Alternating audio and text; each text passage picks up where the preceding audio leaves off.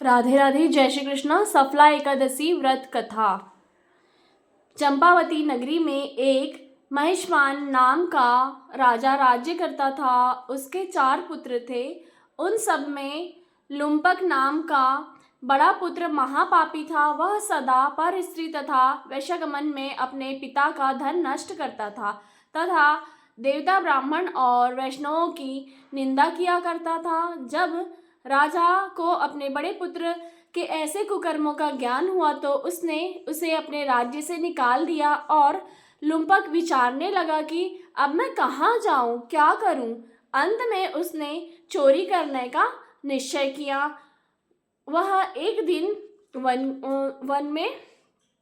One की ओर चला गया और वन में ही रहता था और रात को अपने पिता की नगरी में चोरी तथा अन्य कुकर्म करता था। वह वन में रहकर पशु आदि मारकर खा जाता था। राज्य कर्मचारी उसको अन्य कुकर्मों के कारण पकड़ भी नहीं पा रहे थे और राजा के भय से पकड़ भी लिए तो उसे छोड़ दिया करते थे। उसी वन में एक अत्यंत प्राचीन विशाल पीपल का वृक्ष था जो देवताओं के समान पूजा जाता था। उसी वृक्ष के नीचे लुम्पक रहता था। कुछ समय पश्चात पौष कृष्ण पक्ष की 10वीं के दिन वह वस्त्रहीन होने से शीत के कारण सारी रात्रि नहीं सो सका और उसके हाथ पैर अकड़ गए। अब वह रात्रि उसने बहुत ही कठिनाई से बिताई और सूर्योदय होने पर भी वह मूर्छित हो पड़ा।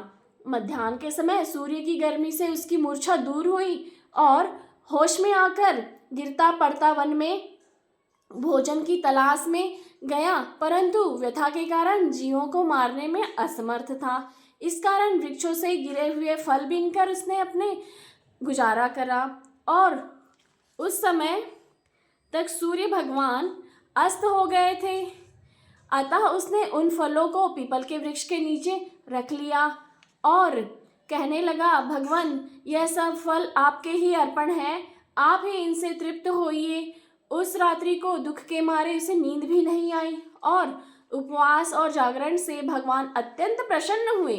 उसके सब पाप नष्ट हो गए। दूसरे दिन प्रातः समय एक अति सुंदर घोड़े अनेक सुंदर वस्तुओं से सजा हुआ विमान उसके पास आकर खड़ा हो गया और इसी समय आकाशवाणी हुई, हे राजपुत्र, श्री नारायण जी की कृपा से तेरे सब पाप नष्ट हो गए हैं। अब तो अपने पिता के पास जाकर राज्य प्राप्त कर। आकाशवाणी सुनकर लुम्पक बड़ा प्रसन्न हुआ और दिव्य वस्त्र धारण करके, भगवान आपकी जय हो, ऐसा कहकर अपने पिता के पास गया और उसने संपूर्ण कथा सुनाई।